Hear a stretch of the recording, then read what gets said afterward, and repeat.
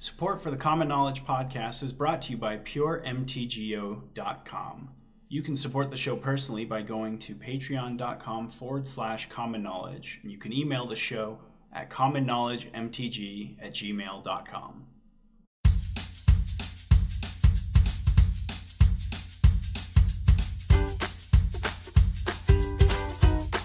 This is Common Knowledge, a Magic the Gathering podcast about improving at the game with a focus on pauper play.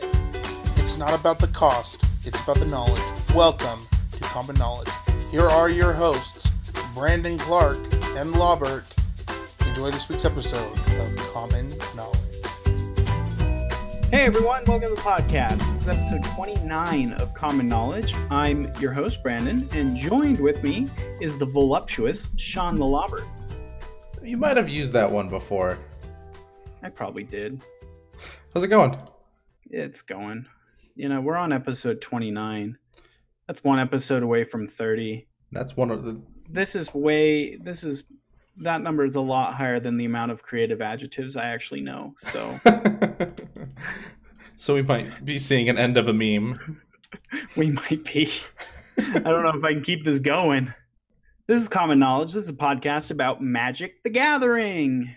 Specifically, Pauper, the common stuff. Because, common knowledge. It's a thing. Our podcast is called Common Knowledge. We talk about a format that plays commons. Yeah. You get it? Whoa. Yeah. If you haven't gotten it by now, I don't know what to tell you because we're almost 30 episodes in. We get new listeners every week. That's true. Do we? Yeah. Yeah, maybe we do. I don't know. I hope we do. Did I ask you how you were doing yet? No, you haven't. All right. How are you doing? I'm doing pretty good. I've been having a pretty good week. Yeah? Finally getting my schedule at work switched to be an hour later, so I'll show up on time. Nice. That's probably a good thing. At least your employer is nice and is letting you adjust your schedule instead of just telling you to suck it up and get to work on time. This is the third time I've put in the request, so they're just sick of you. Maybe we'll go back. We'll go back to the beginning and we'll say, "I'm Brandon, and joined with me is the nagging Sean the Lobbert." Because you're nagging your boss to get your schedule changed. You get it? No. Explain it. All right. Well, I'm not going to explain it. If you don't get it, you don't get it. What are we playing? Do you want to go first or me? Yeah, I can go first. Okay. So I'm still boring, and I said that I was going to try to play some mono blue, and then I didn't, and I just played Scred instead. Oh, yes. Yeah. It's fun. I like that deck a lot, and it's really good, and I like to win. But what I don't want to talk about for the umpteenth time is playing Scred. So I'm going to talk about what I played against, because I think that's kind of what's going to be relevant for listeners, knowing if you're going to play a league. I've played 2 leagues, and then I started a league today, and I played 1 round. Mm-hmm. And in those 11 matches, I played against Stompy 5 times. Wow. Yeah, and that's a super minuscule sample size, so I'm not saying that that's like the meta. Stompy's 50% of the metagame at all, and that's not what I'm going to say. But it's there, and it's prevalent, and it's obviously out in force in these leagues. I've heard that Stompy does a lot better in leagues for whatever reason, and so I feel like this might be just confirmation bias, but I believe it. Like, I see a lot of Stompy in leagues, and then you go to like the challenge results, like July 8th that just happened. We were looking at it before the show started. There's only 1 in the top 32. Yeah, and it was 25th place. So it didn't even have a very good showing. Yeah. Yeah, it's interesting. I would imagine it's probably because you play against a lot more of the chaff in a league, Mm-hmm. You're a lot more likely to see some random brew or something, and in those untested decks, I think that Stompy can just run right over because they just aren't on the power level to handle what Stompy does. But Stompy's just great plan, and then resilience through like removal spells. Like if you're playing a brew, you're likely either playing a lot of removal to make up for it, and Stompy just kind of capitalizes on that, and then it has like a hexproof creature, so you can just beat a lot of the brews, and then your game plan is just gonna be miles better than any brew game plan. Like, it's just try to kill you turn 4. Yeah, from the Scred Delver side of it, a lot of that matchup comes down to how many elephant guides did they draw, and did they have a hexproof creature to put it on. Does that have a lot to do with Burning Tree, or is just Augur good enough at stopping that, or they're easy enough to deal with? I think that Augur is, which is a little surprising because if you're thinking about it, it doesn't really make sense to say that my 1/3 is good against a bunch of 2/2s, because at the end of the day, I just soak up 2 damage. But being able to soak up a repeatable amount of damage every turn really goes a long way to getting Scred Delver into a position where they can have a really big turn, where they remove a creature, counter a spell, maybe make a double block, and eat something, and just start to slowly shrink that board down. Being able to have the 1/3 on turn 2 really goes a long way for that. But all the games that I noticed that were the hardest for me to win were the games where they drew more than one copy of Elephant Guide. It just takes so much to deal with that card, and so much about my turns are, I could make this Ninja the Deep Hours here, but then I won't have double blue. And if they play Elephant Guide, is drawing a card really worth getting stonewalled for the rest of the game? Probably not. So I've got to not cast, not ninjutsu my ninja, and not cast these cantrips. I've just got to hold up for my counter spell or whatever, or my removal spell, because in 99% of situations, I'm not going to beat a resolved Elephant Guide. So what did you play? So I've just been playing, well, I've kind of been all over the place, but what I've mostly been playing is this red mid-range deck that I feel like is pretty close to completion that I've been brewing. I did see a guy on Reddit that was trying to make mono red control, which that's how I started out. I was like, I wonder if mono red is even capable of a control deck. What I found is that it's not. Not very surprising. And I even looked at his list and I was like, this doesn't even seem like control either. It's a mid-range deck, kind of, And I'm excited to make a video about it. And I was like, I'm not stealing your deck, guy. But I've been winning a ton with it. I played against someone playing my corrupt control list, and I actually won. He got mana screwed game 1. He kept a 1-lander with a Wayfarer's Bauble. If he had drawn a land, I think he would have completely destroyed me, but he didn't. And then game 2, I just kept coming at him, just make a guy, attack, make a guy, and then haste is really good against that deck. I'm having a lot of fun with it. Cool. Yeah, isn't that the deck you played last week against me in our thing? I think last week in our post-show games, I played... I really don't remember. All I remember is that we cut it short because a lady friend showed up and you had to go.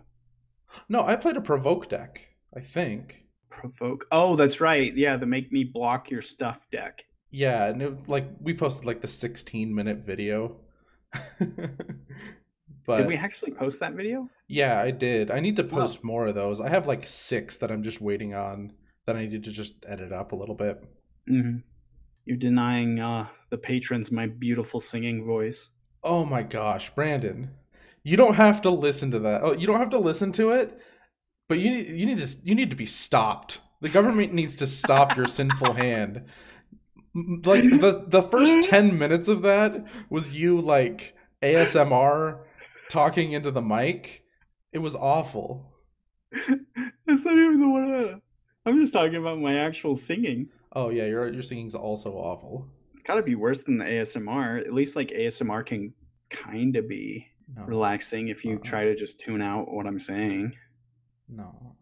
We should get into the... You know it is, Sean. You love my sultry voice. You love it. You want more of it. Stop. Card of the week. Boom, boom, chicka, chicka, boom, boom, chicka, boom, boom. Card of the week. What is the card of the week this week? Our card of the week this week is Elvish Rejuvenator. Elvish Rejuvenator is a card from M19 that is 2 and a green. It is a 1/1 elf druid. When it enters the battlefield, look at the top 5 cards of your library. You may put a land from among them onto the battlefield tapped, and then put the rest on the bottom of your library in any order. We talked about this card last week in our set review. Was our set review last week, or was it the week before? It was last week. It was last week. Okay. So we talked about this card last week in our set review, and we both thought that this card was good. We didn't know if necessarily it would go into existing Marasatron shells, but we thought that it would go into mono green. And we were half right. Yeah. This got 10th place in the July 8th, 2018 challenge. And it was piloted by, his name on Magic Online is Entropy263, and I actually met this guy at GP Vegas, and he was super nice, and yeah, he was a really cool guy. I think he was one of the few people at the GP event site playing Tron that I saw. I never saw what he was playing, but he was sitting like either next to me or like one away from me during one of the events, and I want to say I'm like 80% sure he was playing Marasatron. I could just be mistaken and thinking about somebody else, but we see him playing Tron here, so yeah, that seems like that seems likely. Yeah, anyway, it looks like it's his bag, baby. I did actually grab his name on Twitch. It's Burbman, like BIRB 263, and he actually has the entire challenge that he played up on Twitch if you go back and look at the VODs for July 8th. So I encourage you guys to go do that. But yeah, so kind of like I was getting to earlier, is we didn't think this would go into existing Marasatron decks, and we thought it would go into mono green. And Burbman, or Entropy, he went ahead and he just is doing like Rug Tron. So it's basically Marasatron.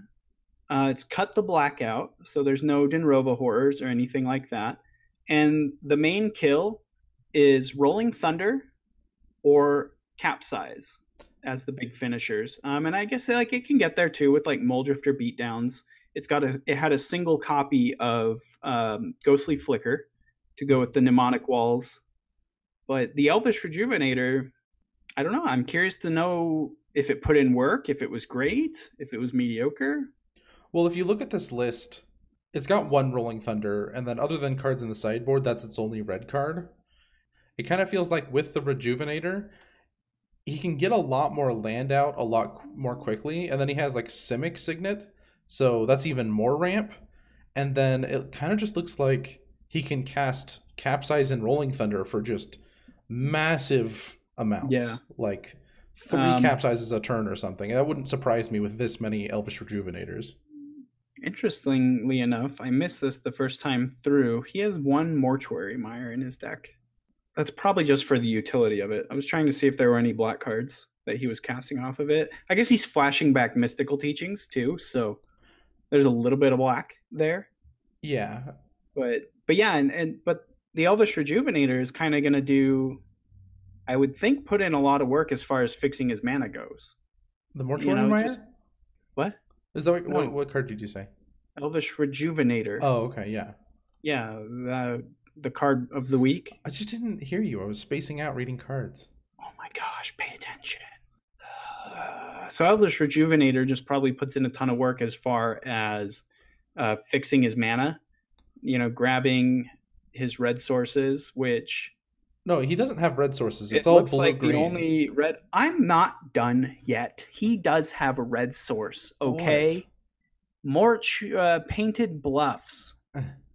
Yeah, he can grab his Painted Bluffs and filter a mana into any color he needs. That seems good to me. Why would you play Remote Isle in this deck over the other blue cycling land? The Onslaught cycling lands? You don't want to... Lonely Sandbar. You don't want to have to pay the blue to cycle it. You just would rather be able to put colorless mana into it. That's pretty common in Tron decks. Oh, okay. That makes sense. Okay, yeah, that makes a ton of sense. They don't want to be pinned into having multiple blue sources in a turn, and they're probably going to have an excess of colorless mana. Yeah, absolutely. That makes a ton of sense. Okay. So we were talking about where this card is going to fit in that mono green version, and one issue we came up with was that you're already playing Fierce Empath, so you don't really want to play a bunch of 3-drops, so people were going to have to figure it out. And he just kind of solved the problem by not going for those big giant creatures like mono green does, and he just goes for Elvish Rejuvenator. When you think about it, usually they're playing Seagate Oracle in this slot to help them hit Tron on turn 4. Elvish Rejuvenator is just like that plus, doesn't it feel like? Like it just really, it helps you find Tron that much more. Yeah. I think that if what you want is to get Tron online as quickly as possible, Elvish Rejuvenator is probably the guy. Mm-hmm. What I don't like about Elvish Rejuvenator is this little butt. It's just a 1/1. I mean, it's just going to chump block. It's going to ramp you. It's going to chump block, which is great, I guess. It saves you a lot of time. Like, essentially, that's like, it gets you like 2 turns ahead, because it gives you that ramp and then it blocks for a turn. So you've bought a lot of time with Elvish Rejuvenator, but I don't know. It'd be a lot better if it was a 1/3. Well, of course. Yeah. Just adding stats to cards makes them better. Really? I don't know if this card being a 1/1 is that big of a downside that it counterbalances all the upside that comes with this guy. I don't think so, and it feels like he's super easy to cast. Yeah, I think so. Well, cool. So that was card of the week, Elvish Rejuvenator. It'll be interesting to see if this does something else going forward, if we see this card more, or if this was just the one and done kind of a deal. So let's just jump into the main topic of today's show, which is kind of an interesting topic, actually. It's kind of off the beaten path of, our deep dives and our strategy talk in this, but I think it's one that's actually going to be really essential to the format going forward if we want to see real growth, and that's Unifying Pauper. And this was actually Sean's idea to talk about this, and he actually knew a lot more about the topic than I did. There's so much stuff in here that I didn't realize is a miss, I guess I could say. There's just a lot of inconsistency and discrepancies when it comes to paper and online. And so we're going to kind of talk about what's missing online that's in paper and vice versa, and what it might take to kind of unify the format and make things easier really on new players for the most part. And again, I think this is something that if this format wants to see real long-term growth and really just blossom as a format, this is something we need to figure out. And it's also one of those subjects that we kind of got to do now just in case they do solve this problem, and then we can just never do a show on it because they've already solved the problem.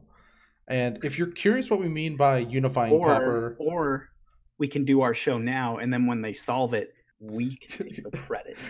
Like, yeah, we said to do that.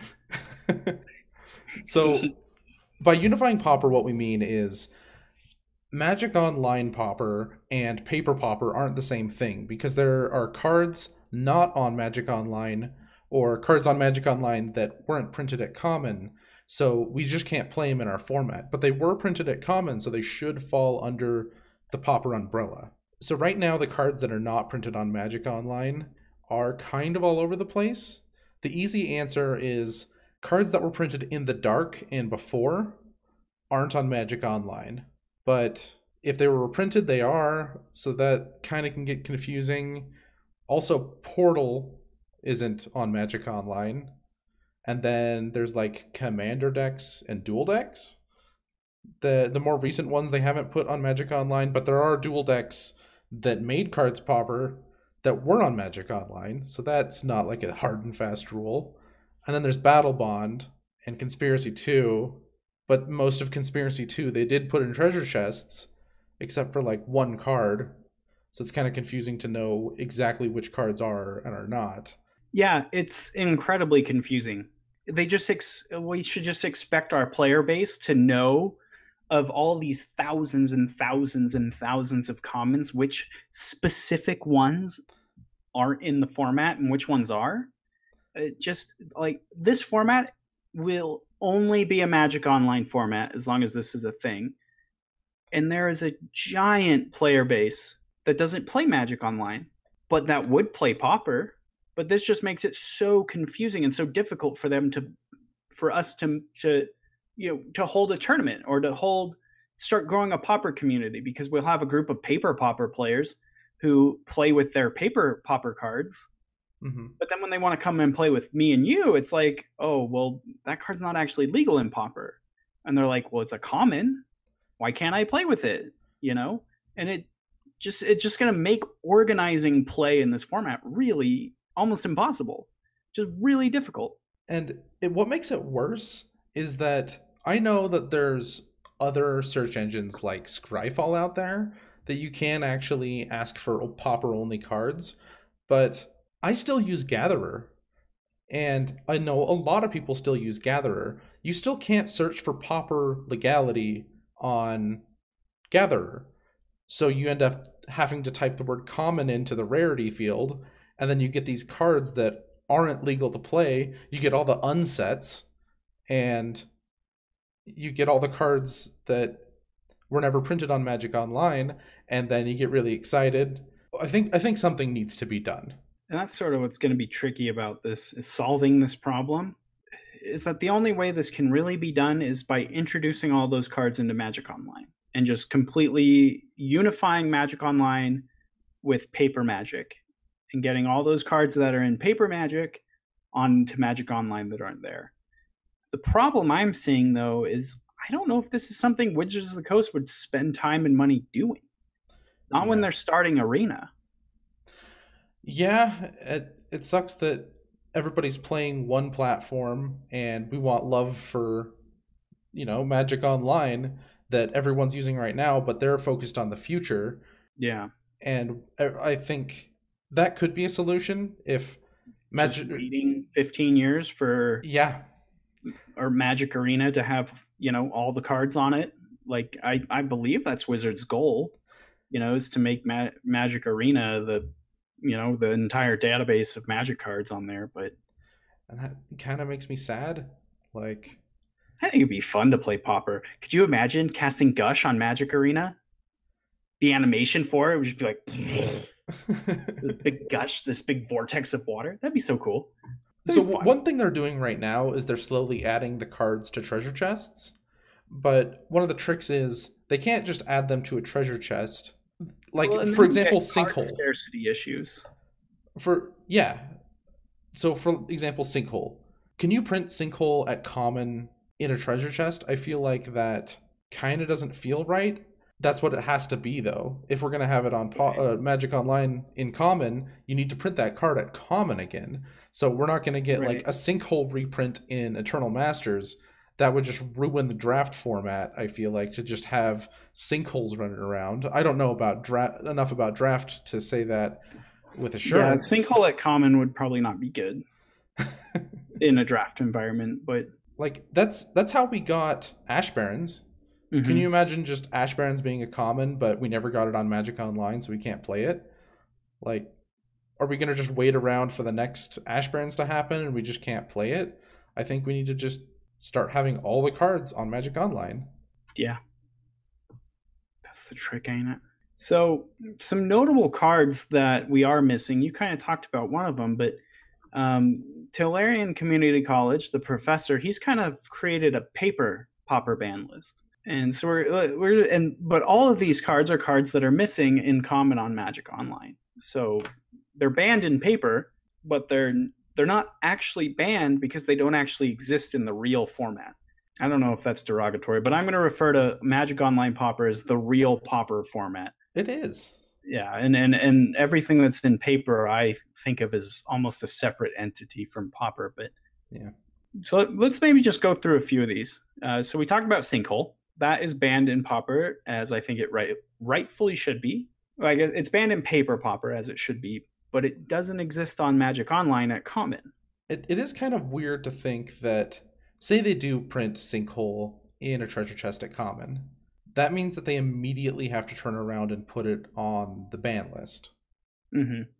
I think that would kind of add clarity, So I'm for that, but it feels weird to get a card printed at common and then put it on our ban list and it's like, there we go. You know? Yeah, I get what you're saying. It just seems like, again, a lot of work that Wizards doesn't seem incentivized to do, just to not have a card be played in a format. So let's just truck on with this list then. So the next card is Goblin Grenade. This card, again, is a common, but does not exist on Magic Online at common. This not being at common on Magic Online pretty much means Goblin Tribal is seriously hampered. And yeah, it's on the ban list, and I've heard good explanation as to why. Like, just hitting 2 or 3 Goblin Grenades in early turns can just win you the game, and it doesn't feel like a real Magic game. That's the explanation I was given. Maybe we could handle it, because we do have spells that are Sprite, Counterspell. There's a spell that does 4 damage, and it's any kind of creature, and we have that, and we can handle it just fine. So maybe we could handle Goblin Grenade, but we'll never know if we don't give people the opportunity to try. Next 3 cards on the Professor's list, we've got Hymn to Turok, High Tide, and Merchant Scroll. So let's just start with the first one, Hymn to Turok. I think definitely Hymn to Turok is probably too powerful for Pauper. That card is insane, even in like Legacy. Yeah, I would agree with that. I don't know. Well, I don't know. Can I really sit and justify Gush being in the format and then turn around and say that Hymn to Turok is too much? Maybe that's something we need to do, is just let all of them in and see if they break the format. I would actually be for that. Like, the last 2, High Tide and Merchant Scroll, I don't even know what I'm doing with those. I believe you wrote this list. Sorry, go ahead. Say that all again. I just look at High Tide and I don't understand what the payoff is. Yeah. Like on turn 5, you could cast an Ulamog's Crusher. I have to think it has to be something like Familiars, like using Snap to untap stuff. Yeah, and then abusing Snap is the only untap effect. I just don't know that High Tide. I mean, High Tide would be good, but it just feels like in that deck it would be win more, because you've already got your Familiars in there, reducing the costs of your spells, so that you're netting mana for every time you cast a Snap. But that deck is also playing a ton of Ravnica bounce lands, so there's not even that many islands to really take advantage of it. It could be because they don't have High Tide, but I think the more the reason is, well, the Familiars, they're better. Like, the bounce lands Familiars are all different colors. Yeah. You know? Like, that's I think an Esper deck. I don't know if it has white or red in it, but I'm pretty sure it's just Esper colors, and you need those bounce lands for all the spells, and you couldn't afford to play that many islands. I know it's apples and oranges because they're different colors, but we have Bubbling Muck. Bubbling Muck is like a single black for an instant that does the same thing except for swamps, and that card sees literally 0 play. I know that blue is like on a different level, but with no real payoff incentives. There's no Brain Freeze in this format. There's no Cloud of Fairies is gone. Peregrine's Egg is gone. Like, you're really not getting anything out of your High Tide. That does bring up a good point, that I think the Professor made this list in a different era of Pauper, and it's still listed as like the paper Pauper ban list. Sure. But I'm not even sure what back then I would Merchant Scroll for. Yeah, I can see High Tide being on that list back then when Cloud of Fairies was around, but like right now, the best thing I can think of doing with a Merchant Scroll is going and finding an Inside Out with it, or a give my creature Shadow.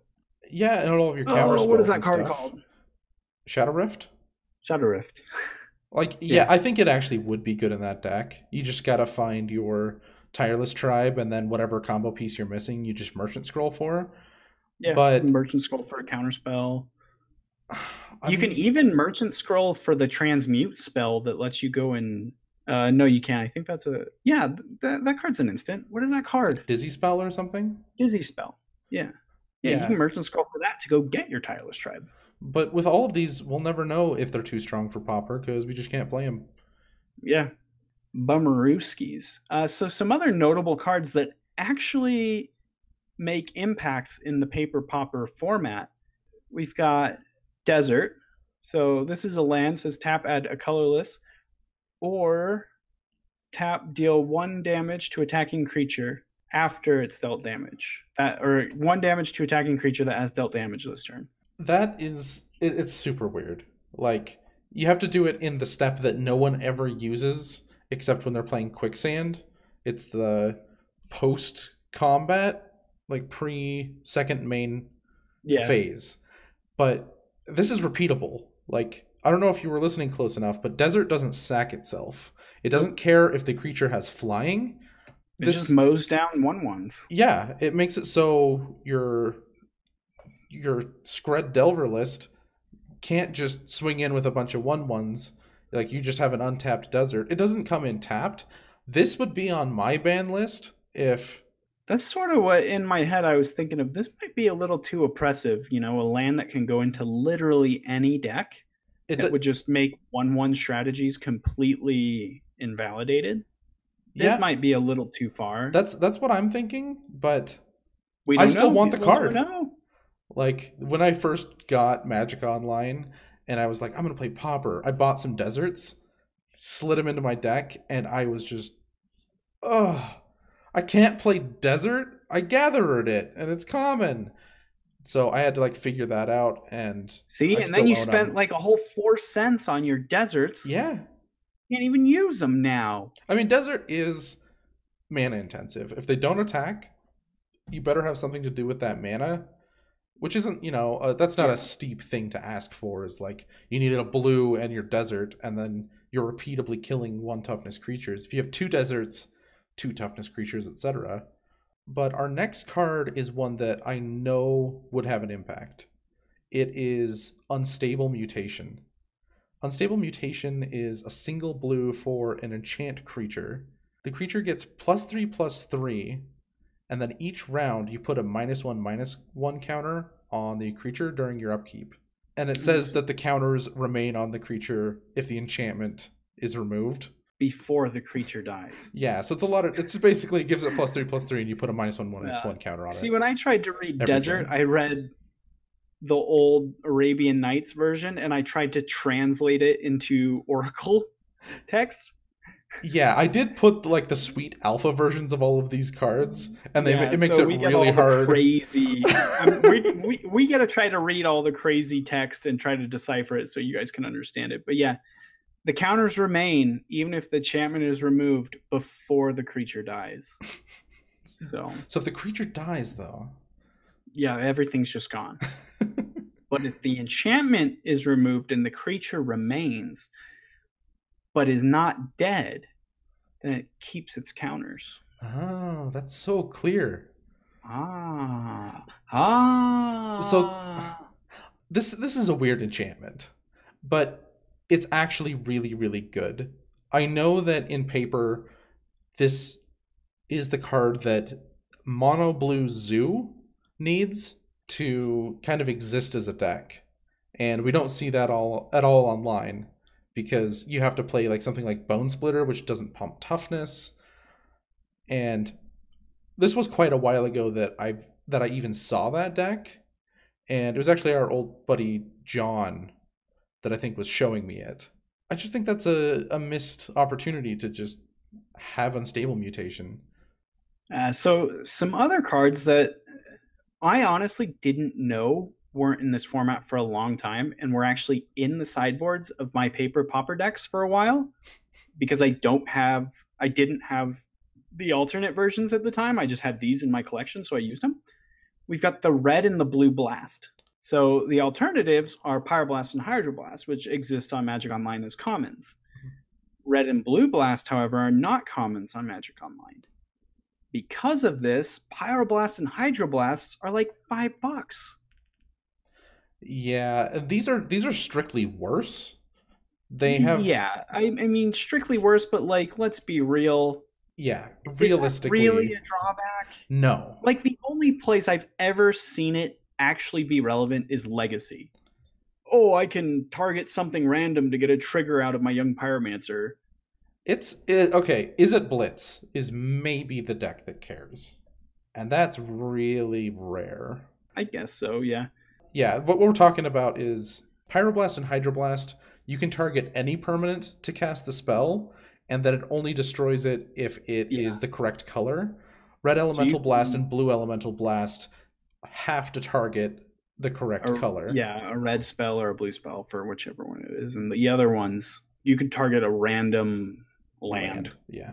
Any permanent. And you do that because, like you said, in the Is It Blitz decks, you just really need to get that last pump.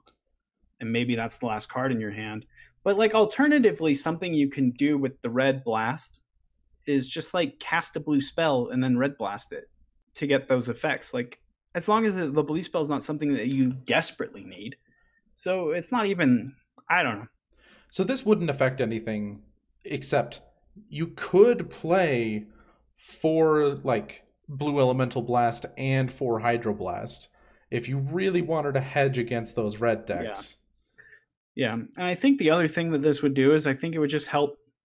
It would just help with the price online of Pyroblast and Hydroblast. You know, people are shoehorned into getting Pyroblast and Hydroblast, and they're expensive for Pauper. You can build a Pauper deck for $5. If you want Blue Blast or Hydroblast or Pyroblast in your deck, you're quadrupling the cost of your deck. That's stupid. Yeah. You know, and so like, if you're really not too concerned about the slight upside of having Pyroblast or Hydroblast, gosh dang it. No, I did say it right. Pyroblast and Hydroblast, that is the one. Yeah. I'm so confused. I'm so confused. It's the same thing. They're the same thing. So I just thought of this. Gosh. It's pretty off topic, but I love going off topic. So we're talking about this from the Magic Online perspective, pretty much. But there are actually a lot of cards that are uncommon on Magic Online, but not common in paper. Chainer's Edict is probably the biggest one. So if you're playing Paper Pauper, and you're just sticking to just commons that are printed in paper, you can't actually play Chainer's Edict. And I think that's why... That's actually something that I saw in Vegas. I saw a judge call because the card the kid was playing with was an uncommon. It had a silver set symbol on it. Yeah. And his opponent was like, "That's not a common." And he's like, "No, they've had common printings of it. I checked before I came to the tournament." And he was like, "We got to call a judge to verify it." And he was like, "Okay, cool." So they brought the judge over, and the judge looked at it and went, "Yeah, you can play Pyroblast." Oh, it was Pyroblast. That's what it was. It was a Pyroblast, but he was playing with the Eternal Masters version, which is uncommon. Yeah. I was actually expecting a lot more of that. People, I know Magic Online can regulate people into playing the right cards, but in paper... But see, that is something, though, with the card that you were talking about, playing in a paper tournament with that card, that might be confusing for even a judge if they're not familiar with all these variances. Mm-hmm. They'd look at this and go, yeah, this card's never been printed at uncommon. And you'd have to be like, it was printed at common on Magic Online. And that's just way confusing. And then it's like, does that count? And they have to yeah. And it just requires an amount of knowledge of the format that is restricting growth in new players from being able to just jump in, play whatever commons they have, and, have fun doing Pauper. This next card is Gaia's Touch. It is green for an enchantment. And I'm going to look up the Oracle text for this one. You may put one additional land in play during each of your turns, but that land must be a basic forest. You may sacrifice Gaia's Touch to add green to your mana pool. This ability is played as an interrupt. I bet the Oracle text is... how do they... You're not going to get it right. Go for it. You may play an additional basic forest on each of your turns. Sacrifice Gaia's Touch, add green to your mana pool, activate this ability only anytime you could activate an instant or play an instant. So it's Something like that. 0, so you can pay 0. You may put a basic forest card from your hand that's onto an the battlefield. activated ability for 0 mana. Yeah, no, it's not just a static thing like the card actually says. It's That's an activated ability now. I was assuming it was a static thing. Yeah, they just added that randomly. We can stifle the Gaius Touch. You can stifle it. Yeah, I'm going to pay 0 to activate my Gaius Touch. Stifle. That you can. It uses the stack instead of That's how so the card. bizarre. Yeah, instead of how the card's originally written, where it's just a land drop. It's an activated ability. But see, I was just assuming it was like an exploration effect. And then its second half says sacrifice Gaius Touch, add green. Oh, that's right. They got rid of the mana pool thing, and I still hate it. Add green. It just sounds so incomplete. It does. But it just, where's it? What am I adding it to? I'm just adding green. Where am I putting it? You don't know what a mana pool is? I don't know why it bothers me as much as it does. So I just hate the ad thing. I feel like we're really missing out with Gaius Touch. The turn it comes out, you can play an extra land. Yeah, and then you can sacrifice it and get green and have 3 mana. Yeah, like you can go from 2 to 3. You can cast a 3-drop. Or next turn, the turn after that, you can go crazy. Yeah, and the next turn you're ramped. Boom. Like you can get to like 7 without doing anything additional of just having forests and playing Gaius Touch. Oh, if you're saying like play multiple Gaius Touch? No, I'm saying, oh my gosh, I wasn't even thinking about that. But like turn 2, you play this. You have 3 land out now. Right. And then the next turn you play 2 more lands and you're up to 5, and then you sacrifice it and then you're at 7. I get what you're saying. Yeah. 7 mana on turn 3? You have to have a lot of forests in your hand. Oh, we could do it. But that's a sweet card that we don't ever get to play. Yeah, that is pretty cool. Have I made you mad enough to incite the Pauper mob so that we can make something happen? If not, this next grab one will. Your torches and pitchforks. Honestly, no, none of these cards are except for like Merchant Scroll. I would love to play with Merchant Scroll in Tireless Tribe. Oh, I want that Hymn to Turok so bad. So these next two, I'm actually... No Hymn to Turok. Can't have something making my gushes worse. You're just discarding islands. It's true. Joke's on you. I just drew 4 islands. Ha ha. So, okay, the next 2 cards are Breath of Life and False Defeat, and they basically read the same. They are 3 and a white, so they cost 4 for a sorcery. Ooh, can I read them? I love reading text boxes on old cards. Yeah. Okay. So they're both basically the same card. They're sorceries for 3 and a white, like Sean said. Breath of Life says, take any one summon creature from your discard pile and put that card into play. Treat it as though you just played it from your hand. So I'm assuming that means it doesn't have haste.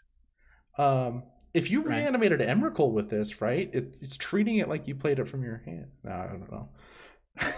So it's like I cast it? No, I don't think that actually works. It might not. Also, this is a sorcery, so how are you getting an Emrakul into play with this? You stifled the trigger. Stifle's not in Pauper. Try again. False Defeat, same thing, 3 and a white, sorcery. Take any one creature card from your graveyard and put that creature into play. So right now in Pauper... That's a much cleaner text box. It is. But you don't treat that card as though you just played it from your hand. So, this one doesn't work with Stifle plus Emrakul. So if you think about the Reanimator cards we have right now, we have like Unearth, and that's really restrictive, and we have a bunch of other things that, based on the converted mana cost, you can play them from your graveyard. And then we have Exhume. Exhume is the only like real Reanimator card we have. So if we added these cards, maybe there could be some kind of cool Reanimator strategy. Yeah, like a real good Reanimator strategy. There was that blue-black one that kind of popped up when Striped Riverwinder from the Amonkhet block. There was a Japanese pro that posted a list that he made for Pauper that was blue-black Reanimator that just kind of abused the cycling on that card. Mm-hmm. But Yeah, if we had some better reanimator effects, that could maybe be a real archetype and not just a flash in the pan deck. Because looking for 4 cards in your deck rather than, potentially 12. Right. I mean, I've put Breath of Life in my cube. Cheater. There's like There's banned cards in this there. This card's not real in Pauper. Cloud of Fairies. Oh, is Cloud of Fairies in your cube? Dude, like almost all of the ban list is in there. Bro, we need to play your cube. Oh, that's so much fun. Tell me there's a treasure cruise. There is. Oh gosh. What are we doing? What are we even doing right now? Why aren't we cubing? There's a foil treasure cruise. Oh my gosh. All right. Do you want to take the next card? That was the show, everyone. Yeah, I'll take the next one. So this is one that actually confused me because I have the dual deck versions of this card, and I also have the regular versions of this card. But this is Forked Bolt.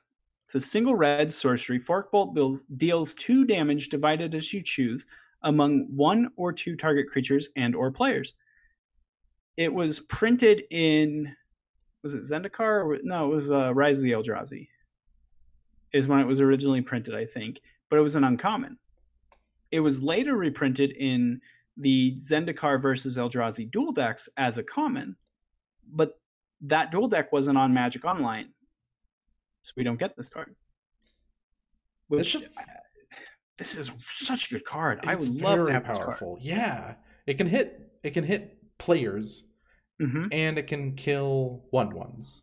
And it doesn't lose to Dispel. Which spell? Dispel. Oh, okay. Yeah, I mean, it is a sorcery, so you can't mess with Spellstutter Sprite, which actually might be a point in its favor, because Forked Bolt might just make Spellstutter Sprite unplayable if it was an instant. Yeah. Like, being able to just, like, trigger on the stack, kill 2 of your fairies, what you got. But just a shock that can kill bears. Yeah, you can kill a bear, or you can kill a 1/1 and another 1/1, or you can block a 2/2 with your 1/1, and then, I don't know. That doesn't work because it's not an instant. But I don't know, but this card's good, and it made me sad when I realized as I was building my deck, and initially, this was like one of the first Pauper decks I built, and I was just going through my collection grabbing commons, and I put this in my deck, and then I found out, and I'm pretty sure it was you that told me, like, that card can't be played in Pauper, and I was like, it's a common, and you're like, yeah, but it wasn't printed on Magic Online, and me then was just like, that doesn't make sense, and that's stupid. Yeah, and that's exactly basically the show we're having, is like, this is a problem that we have, and something needs to be done. Yeah. Pauper Masters.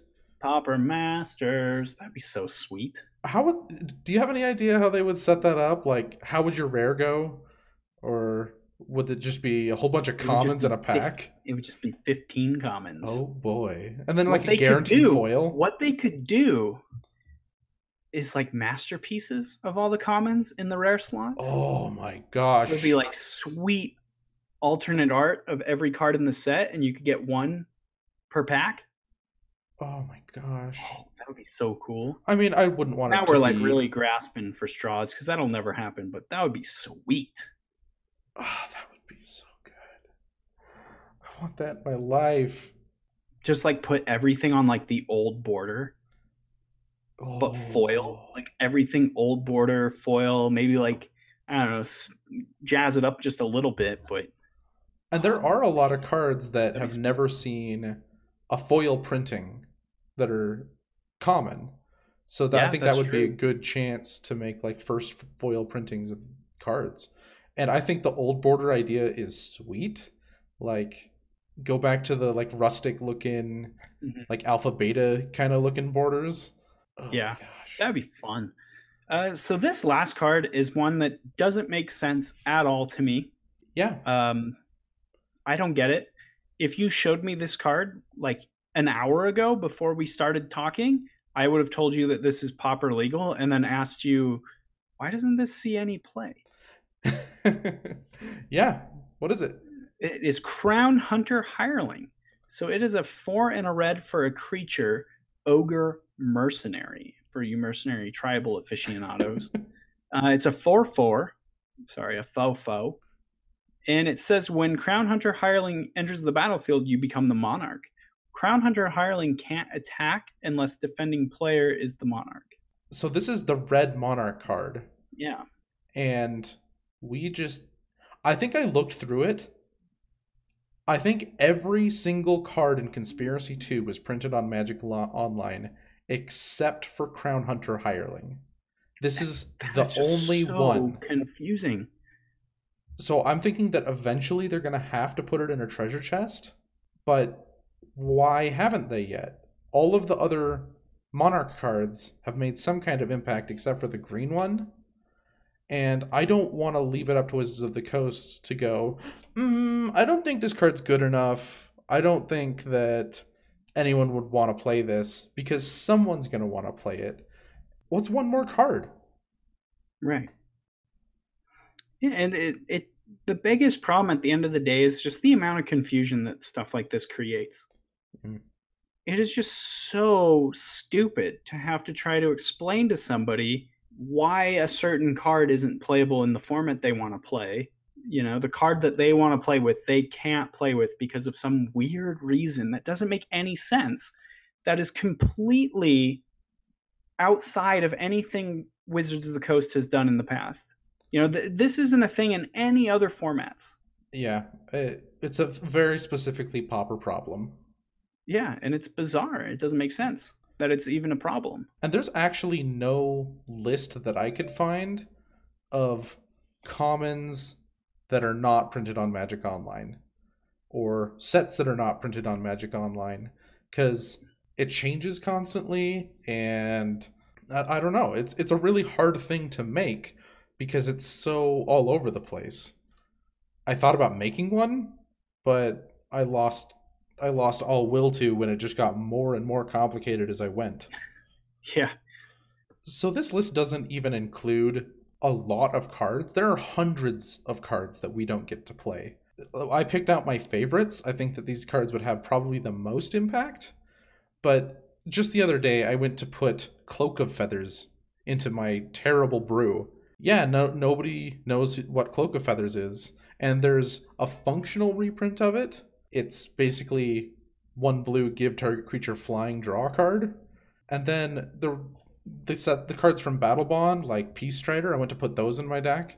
And that's what really, I think, made me start writing these notes, is like, why do we still have to deal with this? Well, and that's the one that's confusing. If that was a card that was like printed exclusively in Battle Bond, like that was its first ever printing, it might make a little more sense. It's like, well, nothing in Battle Bond is legal. But that card's been printed before. And yeah, it was printed at Uncommon at that time, but it's just a really weird one. Like, I own them on Magic Online. They're printed there, not at Common, and I can't play them. Yeah, it's weird. I know you poo-hooed my idea last week of, if it's already on Magic Online and it was printed at Common, why don't we just scoop it up and just make a weird exception? I think last week you said that would probably just take too many man-hours of programming to make a weird exception for a format. I don't know that that maybe that's what I was saying, but I think the bigger problem there is that just might be confusing. Yeah, that just might make things worse if like randomly Peace Strider is playable because it was printed at Common in a set that's not even on Magic Online. But and again, though, I do think the biggest problem with this is that Wizards of the Coast doesn't want to pay for the time and the man hours to actually do it. It's not something that they see as worthwhile, is what I would assume. It just is something that Pauper is moving along fine in their eyes, you know? Yeah. And they're not going to waste all this time to put Sinkhole into the format just so it can get banned. Yeah. Right. And that's probably the way they see it. So for the second time this episode, we're going to bring up the professor. So the professor tweeted something like, he was talking to Mark Rosewater, and Mark asks him, what does Pauper need? What can I do for Pauper?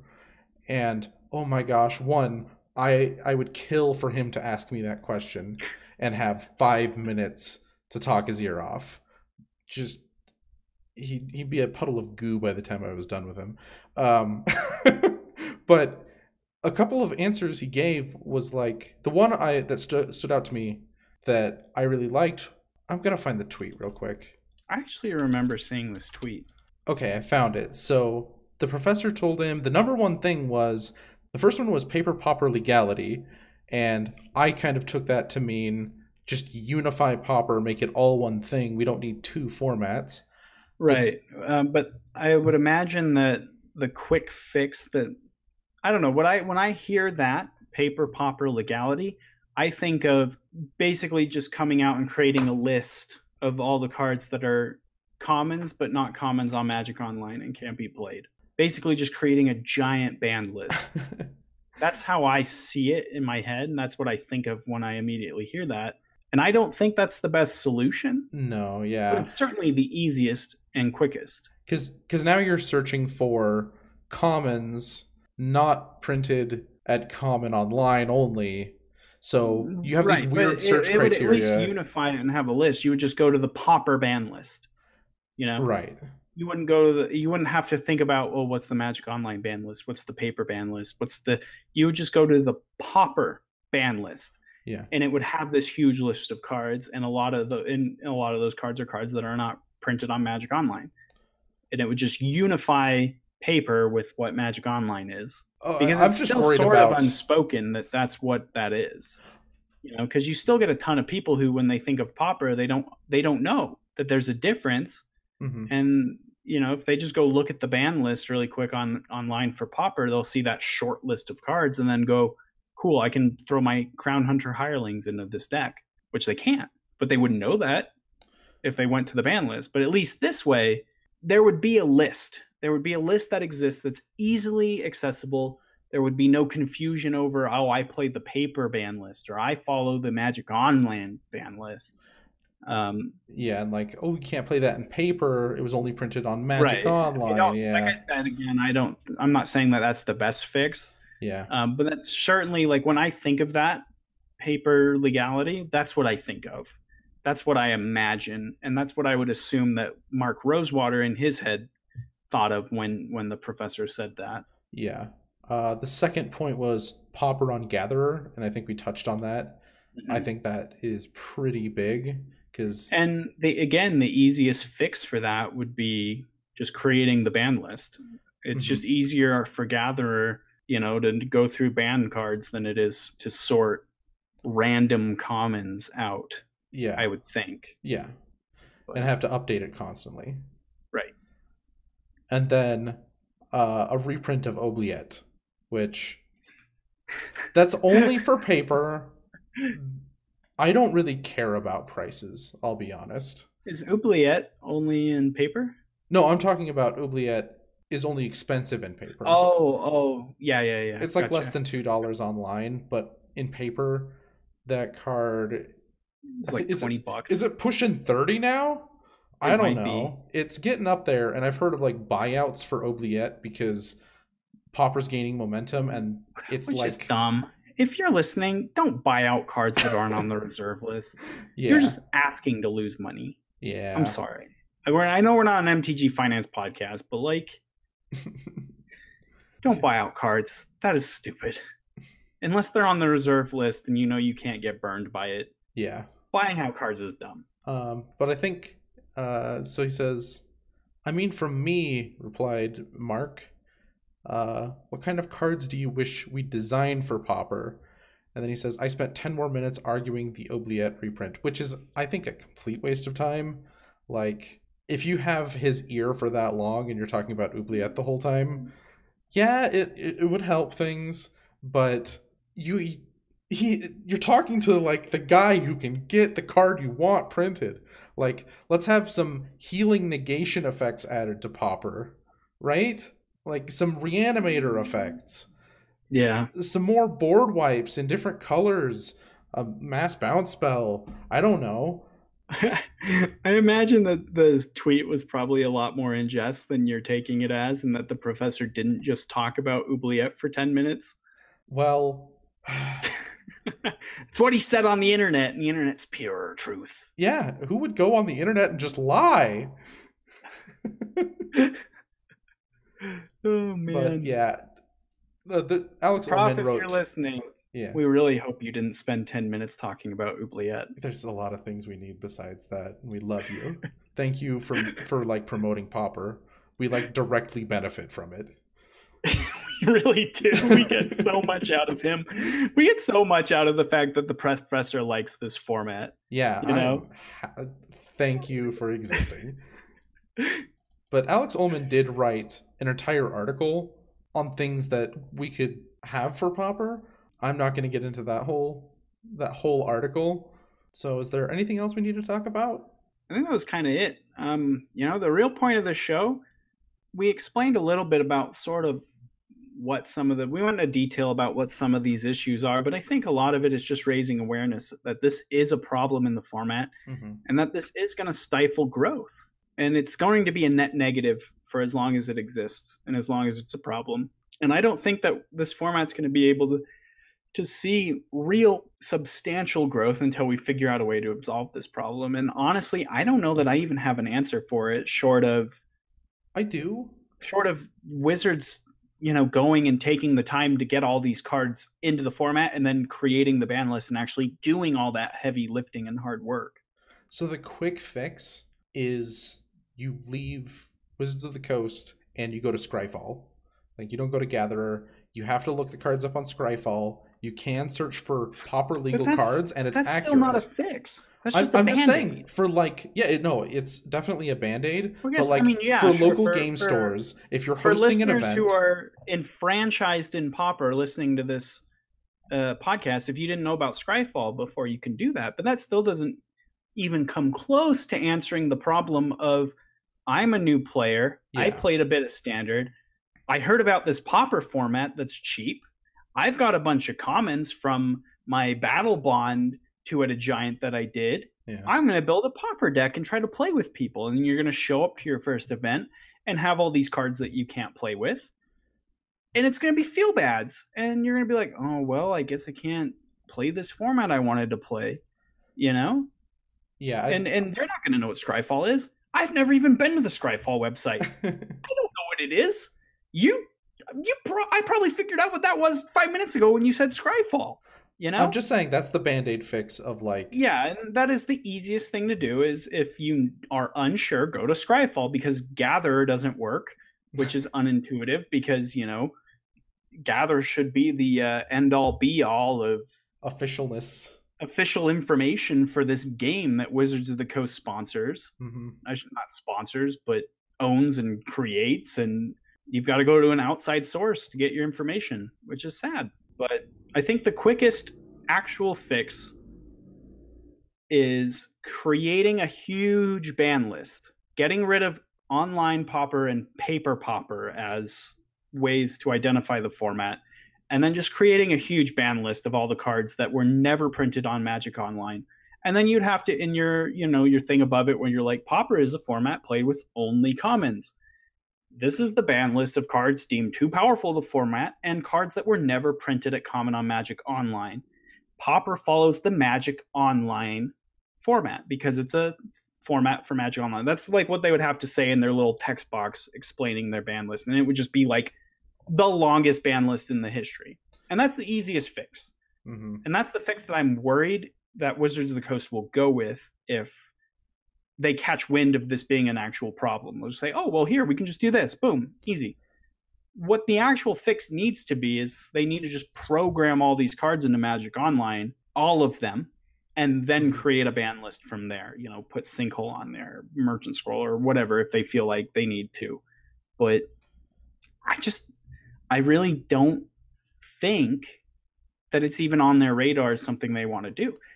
And maybe raising awareness within the community and the format and letting Wizards of the Coast know that this is a big problem will incentivize them to actually want to go and do that. But I guess skeptical. One solution that we haven't brought up is they could finally go back to some of these sets and do drafts of them that we've never been to on Magic Oh, Online. like they kind of did with like Tempest Remastered. Yeah, Alpha Remastered, Beta Remastered, like the Dark Remastered. Yeah, that would be cool. I think amount of effort. Big problem there is we watched a beta draft. It looks miserable. That was cool because we got to see an Underground Sea and a Mox, but I would not pay money to draft that set online, which I think is where the big problem with that comes into is like, I've never played the Dark, but that might be worse than beta.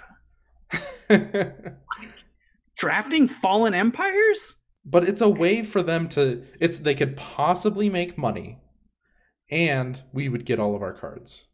I guess. I mean, we'd get all their cards. I don't know about them making money though.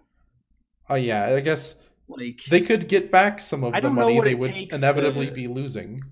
I don't know. Yeah, I don't know what it takes to create a draft format online. I don't know how many man hours it takes or, the resources it takes, but I just got to assume that like when you look at the bottom line, it's just not worth it to remaster Fallen Empires just so that Pauper can have their commons. Like no one is going to draft that. Yeah. And then there's things like, the portal sets that were never meant to, like, not even Prophecy Online. What's the set symbol look like? The crystals? I think so. Huh. Isn't Ristic Study a common or is that an uncommon? It is. I don't know because that's one of the sets where everything is black. Anyway, that's off topic, but I was just thinking that'd be a fun card to play with in Pauper. It does look like Prophecies on Magic Online. Oh, okay. So Ristic Study must not be a common. But I had to go to Scryfall. Yeah, because you can't figure that out on Gatherer. Also, Ristic Study is definitely a common. I've looked at it. Why doesn't that card get played in Pauper? Is it just not good? Am I silly? Is it only good in a format where you have 3 players casting spells a turn cycle? I think so. It'd be fun to try to make like a Death and Taxes type. Yeah, like taxes type list. Blue-black with Ristic Study? Or white, maybe? Yeah, white. I don't know. Do you want to take us out? Yeah, I guess let's take you out. So, so the real point of this show is we just want to raise awareness of this problem. I don't even know that we even came to an agreement on what a good fix for this is. So really what we want is we just want to get you guys talking about it. Start a conversation in your groups on social media or whatever, and we want to just try to get this to the attention of the people who really control our fate. Yeah, because there really is no... The reason we haven't come up with a solution is because there is no easy solution that wouldn't cost a lot of money. Right. And we're just not important enough. Yeah. So we need to make them feel like we're important. Yeah. But anyway, we just want to start the conversation. Get you guys talking about this and get the hive mind of the Pauper community brainstorming how we can fix this problem and see if we can do something about it. Because I want this format to grow and prosper, and I just really have a hard time seeing it doing it to its fullest potential as long as this problem exists. So thank you guys so much for listening to this episode. It was kind of a fun one. Mm-hmm. Again, a little off the beaten path of our nuts and bolts strategy and whatever, but I think it's good to take a break from that stuff every once in a while. Don't forget, you guys can check out our sponsor, puremtgo.com, for great articles and other MTG-related podcasts. If you want to get in touch with us, you can do so via email, commonknowledgemtg@gmail.com. And if you like what you hear, you can support us on Patreon at patreon.com/commonknowledge. We've got some cool stuff up there. For Patreons, we have the after hours versus videos that Sean and I do for the patrons. Those are available there. We also have our stretch goal. When we hit $50 on our Patreon, we're going to do our 5-card blind stretch goal. And the rules for that are, again, on the Patreon website. And the last thing that they can see there for free, I might add, is the graph that you keep of our power rankings every month. Yeah. So they can see the trends and the ups and the downs and the ebbs and flows of all the different decks in the format from month to month. If you want to get in touch with us personally, you can do so via Twitter at CK Podcast MTG. You can find me at bclark_ck on Twitter. And Sean, where can the listeners find you? You can find me at Lobbert8, Lobbert, number 8, on Twitter. And you can find me on YouTube if you just search for Lobbert. You can also find our Facebook group on Facebook. On Facebook? Yeah. If you just search for Common Knowledge. Just ask to join and we'll approve you pretty much instantly.